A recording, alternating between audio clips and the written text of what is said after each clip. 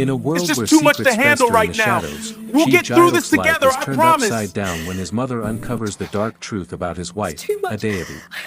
I can't After years of struggling to build a life and business from the ground up, Chijioke too much. believes he has found happiness in his marriage and success. You. But beneath the surface of his perfect world, too much. a hidden darkness lies. I can't bear it. Stay strong. Unbeknownst to him, Adaobi has been involved in a secret cult, performing rituals and using dark powers to gain control over her life and their future together. As the truth is exposed, Chijioke is forced to confront the woman he thought he knew and make an unimaginable choice. Betrayed, heartbroken, and desperate for answers, he must navigate the wreckage of his shattered world and find the strength to rebuild his life. Please subscribe to this channel for more interesting stories, like, share and let us know what you think in the comments section. And here we go. The rain fell relentlessly that night, tapping against the corrugated roof of the small house. Inside, the faint sound of thunder seemed to mirror the turmoil Ada felt in her heart. She sat by the window, staring into the darkness as the world outside seemed to drown in the storm. It had been a year since her husband, Chijioke, passed away suddenly, leaving her with 3 young children, Amara, Ngozi, and Chijioke, to care for. The grief of losing him had consumed her, but the need to survive, to ensure that her children had a chance at a better life, kept her going. Ada had never imagined that she would become a widow at such a young age. Chijioke had been her rock, the man who had promised to love and care for her through thick and thin. But life had a cruel way of shattering promises, and in the blink of an eye, everything changed. One moment, Chijioke had been there, laughing with her over a cup of tea, and the next, he was gone, taken by a sudden illness that no one had seen coming. The days that followed were a blur. Ada had no time to mourn. There was no one else to take care of the children. Her world, which had once been filled with the warmth of family, was now cold and silent, except for the cries of her little ones. She knew she had to step up, to be strong for them. The thought of her children growing up without a father was unbearable. They needed her, and she wasn't going to let them down. The first few months after Chijioke's death were the hardest. Ada had no savings, no financial cushion to fall back on. She had to start from scratch. With the little money she had left, she bought vegetables at the local market and sold them door to door. Every morning, she would wake up before the crack of dawn, bundle up the children in warm clothes, and send them off to school. Then, she would set out to buy the day's stock, haggling with the vendors to get the best prices. Sometimes, she would walk miles to get to the market, her feet sore from the long journey. By midday, she would return home to prepare lunch for her children, only to go back out to sell the vegetables again. The cycle was exhausting, but Ada didn't complain. She couldn't afford to. There were days when she would go to bed with nothing but a few naira in her pocket, but she refused to let her children feel the sting of poverty. She told herself that they would never know hunger, that they would always have a roof over their heads, no matter how humble. Her nights were spent in silence. As the children slept, Ada would sit in the dimly lit room, thinking about the future. She was tired, physically, emotionally, and spiritually, but she pushed on. Determined to make sure that her children would never have to suffer as she had. She wanted them to have opportunities she never had, to build a life that was free from the hardships she had known. Her 2 daughters, Amara and Ngozi, were quick to grow up, helping out whenever they could. Amara, the older of the 2, took on more responsibilities around the house, learning to cook and care for her younger sister. But it was Chijioke, her only son, who held the deepest part of Ada's heart. Though he was still young, Ada could see the potential in him. He had always been a quiet, thoughtful child. Where his sisters would run and play, Chijioke would sit with his books, his mind always working, always dreaming. As the years went by, Ada's strength never wavered, but the weight of it all began to take its toll. The market was becoming more competitive, and the profits from selling vegetables were not enough to sustain the family. Ada knew that if her children were to have any hope of a better future, they would need more than what she could provide. One evening, as Ada was washing the dishes, Chijioke came to her with a request. He was 16 years old, and he had a dream. He wanted to learn how to trade motor parts at Ladikpo Market, one of the busiest markets in the city. Ada had heard of the market, where people bought and sold car parts, but she wasn't sure if it was the right place for her son. She had seen how the market was full of tough men, some of them ruthless in their dealings.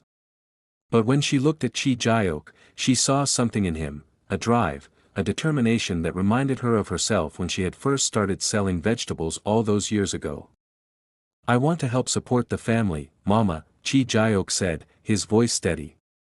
"I know it will be hard, but I can learn. I'm ready." Ada stared at him, her heart torn between fear and hope. She knew the risks.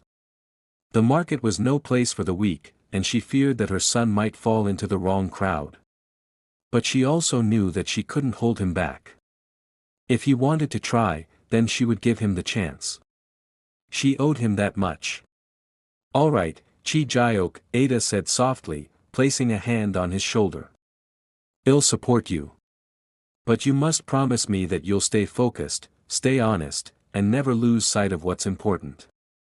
Chijioke nodded eagerly. "I promise, Mama. I won't let you down." Ada's heart swelled with pride and worry. She had given him her blessing, but she couldn't shake the fear that something would go wrong. Yet, as she looked into her son's eyes, she saw something more powerful than fear, a quiet resolve, the same resolve that had carried her through her darkest days. And in that moment, she knew that Chijioke would find his way. The mornings had grown into a familiar routine for Chijioke, one that felt both comforting and exhausting. Each day, as the sun rose and painted the sky with hues of gold and orange, Chijioke would make his way to Ladikpo Market. The market, a sprawling maze of vendors and customers, was alive with the buzz of commerce, the sound of bartering, and the smell of fresh produce and motor oil. For Chijioke, it was both a battleground and a place of opportunity. He had no shop of his own yet, no fixed space where he could sell goods. Instead, he learned to navigate the market by forging relationships with shopkeepers, gaining their trust, and offering to sell their goods for a small profit. Every day was a new challenge, a new opportunity to prove himself. He was persistent, a quality that Ada had seen in him ever since he was a child, but now, it was being tested in ways he had never imagined. At just 16, Chijioke was already aware of the harsh realities of life. His father's death had taught him that life could change in an instant. So, with a heart full of ambition and a mind focused on survival, he threw himself into his work with an unrelenting spirit. He had no time for frivolities, there were no weekends off, no holidays to enjoy. It was all about making enough to survive, and then a little more to help his family. Chijioke would wake up at the crack of dawn, the soft light of morning creeping into the small, modest home he shared with his mother and sisters. As his mother prepared breakfast for the family, he would eat quickly, his thoughts already racing ahead to the day that awaited him. After breakfast, he would grab his small satchel and head to the market, walking the several miles that separated his home from the bustling commercial center. The first few months in the market were tough. Chijioke had no reputation, no name that people recognized, and that made things harder. He spent most of his days standing at the edges of various motor parts shops, waiting for the opportunity to speak to the shopkeepers. At first, they paid him little attention, but he was persistent, offering his services for a modest fee. "I'll sell your goods, and whatever I make, I'll return the capital to you. My profit will be the difference," he would say, hoping they would take him seriously. Some days, the shopkeepers would give him a chance, offering him a few spare parts to sell. Other days, they would dismiss him, not even sparing him a second glance. But Chijioke didn't give up. He kept coming back, day after day, showing up with the same humble smile and the same honest promise. Slowly, he began to gain the trust of a few shopkeepers, who started allowing him to sell their products on commission. At first, the profits were minimal. A few naira here and there, just enough to cover the cost of transportation and a little extra for his efforts. But Chijioke was determined. He was learning the ropes, understanding the intricacies of the market, and gaining the experience that would set him apart from the others. As time passed, Chijioke's name began to spread through the market. Some of the shopkeepers saw his dedication, his willingness to work hard without complaining, and they started giving him more responsibilities. He would help them source goods from suppliers, negotiate prices, and even take on some of their larger orders. While most other young men in the market spent their time loitering or gossiping, Chijioke was focused. He used every opportunity to learn, to grow, and to prove that he was different. Ada, watching her son from afar, saw the toll it was taking on him. Every evening, Chijioke would return home exhausted, his clothes dusty, his feet sore from the long hours spent on his feet. But he never complained. Ada could see the quiet pride in his eyes whenever he handed her the small amounts of money he earned. It wasn't much, but it was a start. It was something. "Are you sure you're not overworking yourself?" Ada would ask, her voice filled with concern as she set the table for dinner. "I'm fine, Mama," Chijioke would reply, his voice steady, though his exhaustion was evident in the way he carried himself. "I need to keep pushing. It will get better. I know it will." And so, life continued in this way, a cycle of struggle and perseverance. Chijioke's ambition was his fuel, and with each small victory, his confidence grew. The market was a place where he could make something of himself, even if it wasn't guaranteed. It was a place where people were judged not by their background or their family name, but by their hustle and their ability to deliver. But it wasn't all smooth sailing.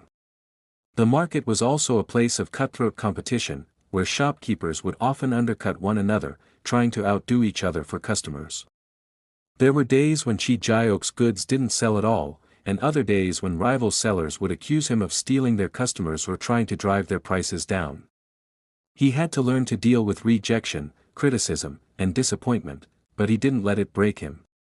He knew that the only way to succeed was to keep moving forward. Chijioke's relationships with the other traders were also complicated. Many of them saw him as a threat, a young man with too much ambition and not enough experience. They would try to take advantage of him, offering goods at inflated prices or making deals that would have left him with nothing but a loss. But Chijioke was learning. He began to ask questions, to understand the value of the goods he was selling, and to negotiate better deals. Despite the challenges, there were moments when Chijioke felt a sense of pride in what he was doing. He would walk through the market with a small bundle of money in his pocket, knowing that he had earned it through hard work, not by relying on anyone else. His sense of independence grew stronger with each passing day. He was no longer just the son of a widow, he was becoming a businessman in his own right. The years that followed were a test of Chijioke's resilience. The market had become his battlefield, and every day was a fight to stay afloat. But as the months turned into years, Chijioke's dedication began to pay off in ways he hadn't imagined. Slowly but steadily, he was climbing the ladder of success. After 3 long years of hustling in Ladikpo market, Chijioke's hard work had finally caught the attention of some influential figures in the trade. His honesty, coupled with his relentless drive, had earned him the respect of the more established traders. They saw in him a young man who could be trusted, someone who would do more than just take a commission and disappear. Chijioke was no longer just a small-time hustler, he was building a reputation for himself as someone who could deliver. One of the shopkeepers, Mr. Uche, was the first to offer Chijioke a small space in his shop. It wasn't much, just a corner to display a few motor parts, but it was a step forward. Chijioke jumped at the opportunity. Finally, he had a place to call his own, a spot in the heart of the market where he could work without constantly chasing after shopkeepers for goods to sell. The transition wasn't easy. The space was cramped, and Chijioke had to be strategic in how he displayed his products that he used every inch of his space to its fullest potential, arranging the parts with meticulous care. It wasn't long before he built a loyal customer base. People began to recognize his corner of the shop. And he slowly started to make a name for himself. He was no longer just the boy from the corner of the market, he was a fixture, a trusted trader in his own right. But Chijioke didn't stop there. He understood that in business, stability was the key to growth, and stability required more than just selling motor parts. It required understanding the pulse of the market, knowing when to buy and when to sell, and, most importantly, building relationships with suppliers. He began to cultivate those relationships, reaching out to importers and negotiating directly with them. He wanted to cut out the middleman, to ensure that he could get the best prices possible. In the beginning, Chijioke would travel to distant parts of the city to meet with suppliers, sometimes staying overnight to get the best deals. He was learning the art of negotiation, the delicate balance between pushing for a fair price and maintaining good relations. With each successful deal, his confidence grew. He was no longer the novice he had been when he first entered the market. He had become a seasoned trader, capable of handling the complexities of the business world. As his reputation grew, so did his opportunities. He expanded his shop, adding more space and bringing in a wider variety of motor parts. He started to offer repairs and maintenance services, which further set him apart from other traders who only sold products. Customers who had once passed him by now sought him out specifically for the quality of his work and the trust they had in him. Chijioke's business was becoming more than just a way to survive, it was his passion. He loved what he did. The challenges that had once seemed insurmountable now felt like stepping stones, each one bringing him closer to his goal. He was finally beginning to see the fruits of his labor. One afternoon, as Chijioke was carefully inspecting a shipment of parts, a well-dressed man approached him. He introduced himself as Mr. Johnson, a longtime supplier of high-quality motor parts. He had heard about Chijioke's growing success and wanted to offer him a special deal. This was the break that Chijioke had been waiting for. Mr. Johnson offered him a bulk deal, motor parts at a discounted rate, with the condition that Chijioke would be able to sell them in large quantities. This was a pivotal moment for Chijioke. He had enough money saved up to make the purchase, but it was a risk. The quantity of parts he would have to sell was much larger than anything he had handled before. It could either make or break his business. Chijioke thought long and hard about it. He knew that this could be the opportunity he needed to take his business to the next level, but the risk was high. If the parts didn't sell, he would be left with a massive debt. Yet, something inside him told him to take the chance. He had never come this far by playing it safe. He had always taken risks, and they had always paid off. "I'll take it," Chijioke said firmly, his voice steady. Over the next few months, Chijioke worked tirelessly to sell the bulk order. He stayed up late into the night, posting ads, contacting customers, and ensuring that his shop was always stocked with the latest products. Slowly but surely, the parts began to move. The deal had paid off, and Chijioke's shop flourished as a result. The profits from the bulk order allowed him to expand even further. He hired a few workers to help manage the growing business and even started offering credit options for customers who couldn't afford to pay up front. With the extra income, Chijioke was able to pay for a small, modest shop of his own. It wasn't much, but it was his, a space where he could display his products without having to rely on anyone else. For the first time in years, Chijioke felt a sense of stability. His shop was no longer just a corner in someone else's store, it was a place where he could truly build his future. As the years passed, Chijioke's business continued to grow. He made contacts with more suppliers, expanded his product offerings, and built a reputation for reliability and trustworthiness. He started selling high-end car parts to a more upscale clientele, catering to customers who demanded quality and were willing to pay a premium for it. His shop became known as the place to go for both standard and luxury motor parts. Chijioke's hard work and determination had finally begun to pay off. After years of struggle, he was no longer just a man working to survive, he was thriving. His shop in Ladikpo market had grown into a successful business, and he had enough savings to build a home in Lagos. The house was a symbol of everything he had worked for, his independence, his success, and his ability to provide for his family. It was a new chapter in his life, a chapter he had always dreamed of but never thought he could reach. When the house was completed, Chijioke invited his mother, Ada, to live with him. It was the least he could do after all she had sacrificed to raise him and his sisters. The small home they had shared before, with its creaking floorboards and leaky roof, had never been a place of comfort. Now, with a modern house in Lagos, Chijioke wanted to give his mother a place where she could finally rest, a place where she wouldn't have to struggle anymore. He also married Adaobi, the woman he had been dating for years. Adaobi was everything he had ever wanted: intelligent, beautiful, and loving. They had spent many years building a life together, and now, with a new home and a successful business, they were ready to start their family. Adaobi moved into the house with Chijioke and Ada, and the three of them settled into their new life, unaware that beneath the surface of their peaceful existence, darkness was lurking. For years, Ada had kept a terrible secret from her son, a secret that, if exposed, could destroy everything he had worked for. What Chijioke didn't know was that his mother, Ada, had been aware of something disturbing about his wife, Adaobi, for a long time. Though Chijioke was caught up in his new success, Ada's sharp instincts had not been dulled by age. She saw things her son did not, and her concern for him grew every day as she witnessed strange behavior from Adaobi. It began subtly. Adaobi had always been a woman of mystery, someone who kept to herself and rarely spoke of her past. At first, Chijioke thought nothing of it. But as the days passed, Ada became more and more aware of Adaobi's odd behavior, late-night phone calls, cryptic conversations, and her constant visits to a room in the house that she refused to let anyone enter. Adaobi's demeanor seemed to change when her husband was away at the shop. She would grow distant, cold, and often retreat to that very room, where she would spend hours alone. Ada's suspicions were raised. One day, she overheard Adaobi talking on the phone in hushed tones, her words barely audible.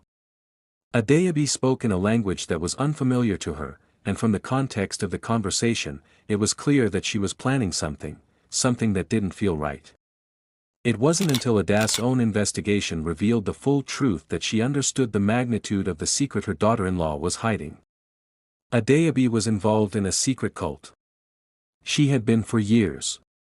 During the early years of her marriage to Chijioke, when she struggled with infertility, Adaobi had turned to dark forces to help her achieve what she desired most, a child. Desperate for power, she had sought out her ex-lover, a man involved in occult practices, and had turned to ritualistic magic to get what she wanted.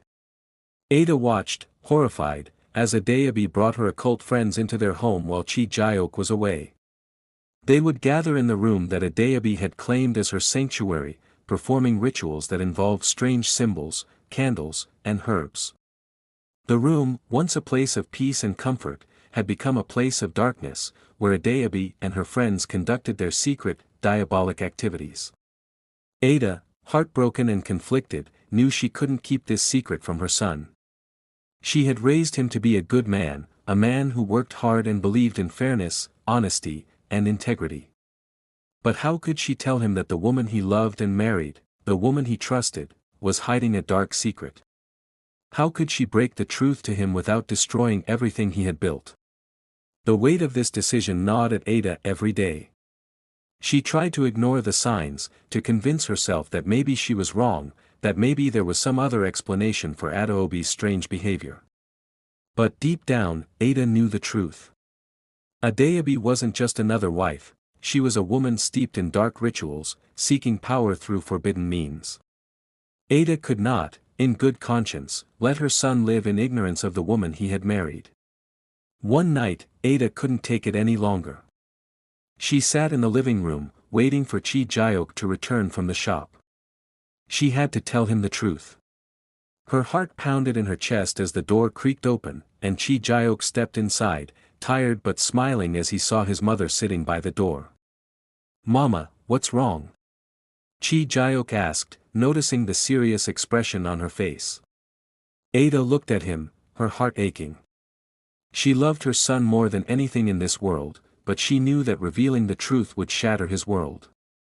She took a deep breath and motioned for him to sit down. "There's something you need to know," Ada said, her voice trembling. "Something I've kept from you for too long." Chijioke frowned, his confusion growing. What is it, Mama? Ada swallowed hard. She had never imagined that it would come to this, that she would have to reveal the darkness that had been festering under their roof. But she knew that keeping this secret any longer would only put her son in greater danger.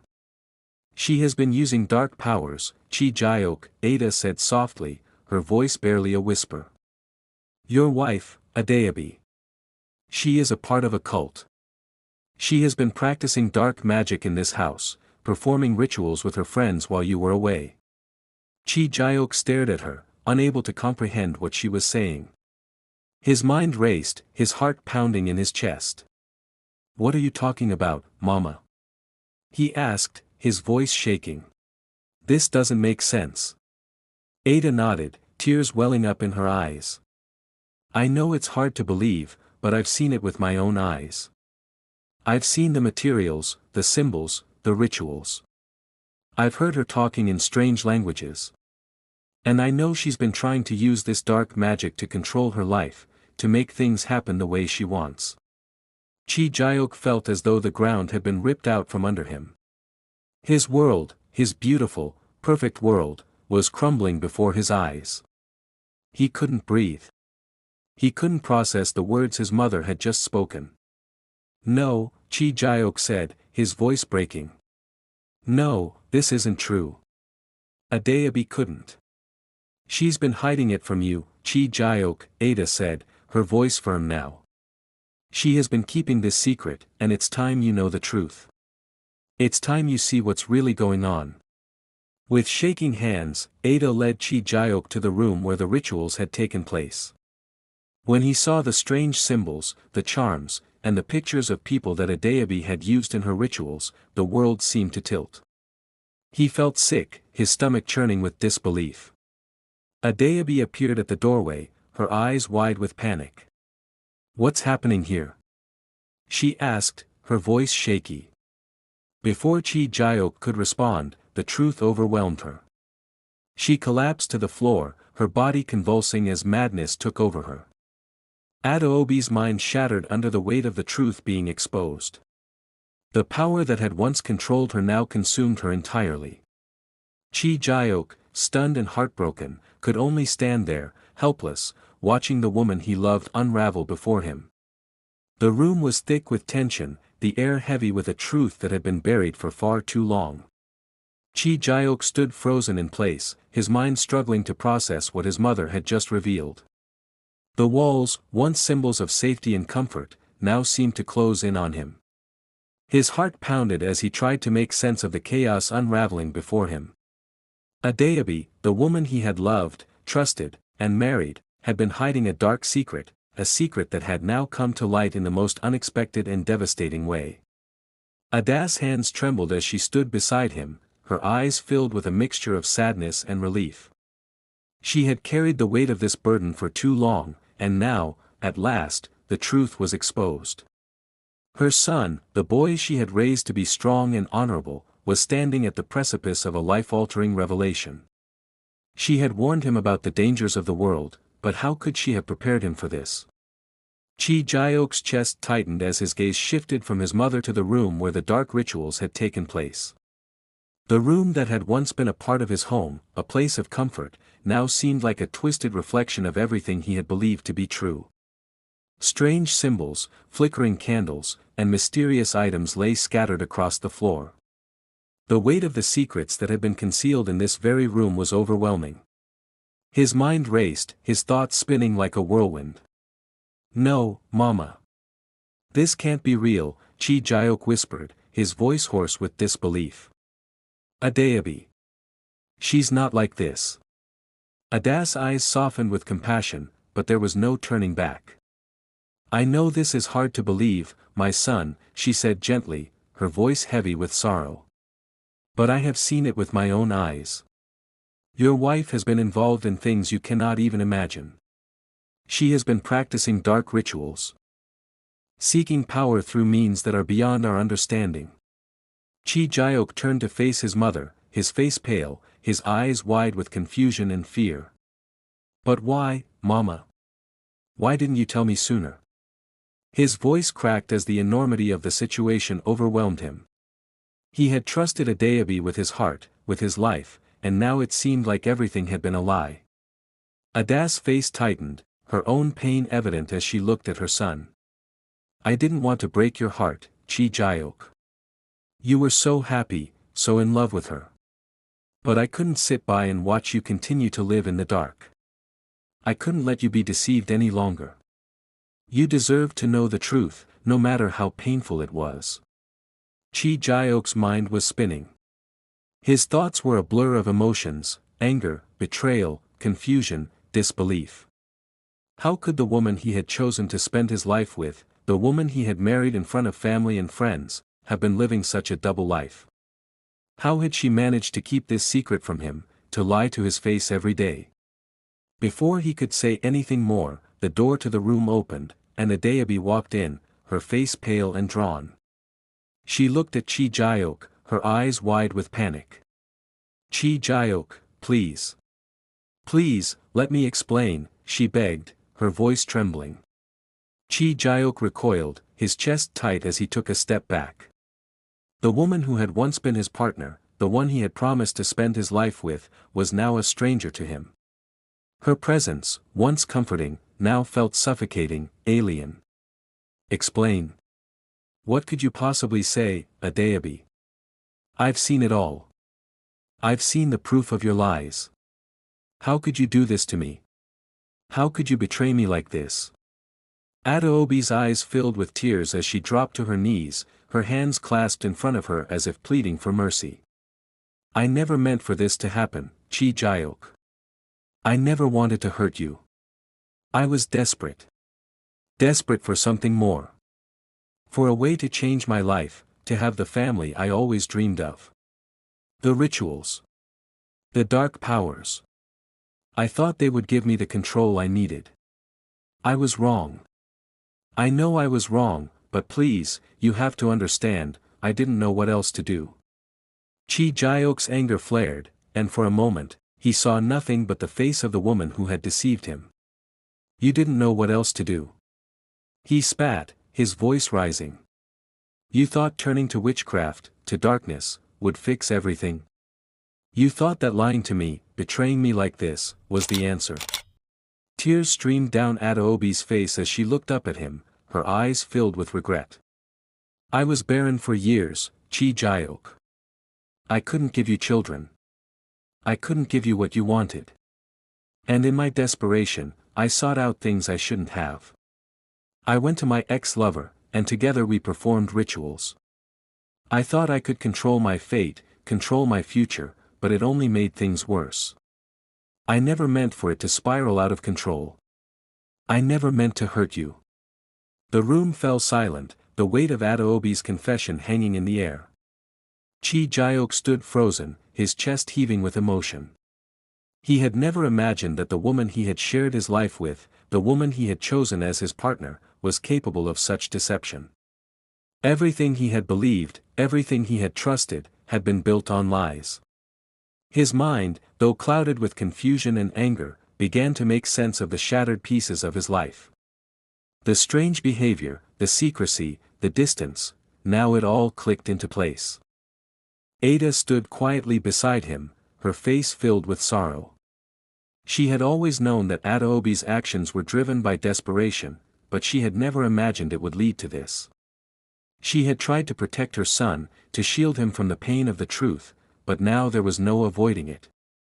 The consequences of Adaobi's choices were here, and they would affect them all. As Chijioke turned away from Adaobi, his heart heavy with betrayal, he felt the weight of the world on his shoulders. I can't do this, Adaobi, he said quietly, his voice devoid of emotion. I can't be with you anymore. The woman I married. She doesn't exist. I don't even know who you are anymore. Adaobi let out a strangled cry, her voice barely audible. Chijioke, please. Don't leave me. I love you. I've always loved you. I made a mistake, but I can change. I will change, I swear. Please, don't leave me. But Chijioke was resolute. He had been blind to the truth for too long, and now that it was revealed, he could no longer live in denial. He had to break free from the woman who had cast a shadow over his life. With one last look at Adaobi, he turned and walked out of the room, his heart heavy with the weight of his decision. Behind him, Adaobi's cries echoed in the silence of the house, but Chijioke knew that the hardest part was yet to come. He had freed himself from the darkness that had held him captive, but the journey ahead was uncertain. As he walked away, he knew one thing for certain: he was free. Free from the lies. Free from the betrayal. And for the first time in his life, he could finally start anew. I hope you learned one or two lessons from this powerful story.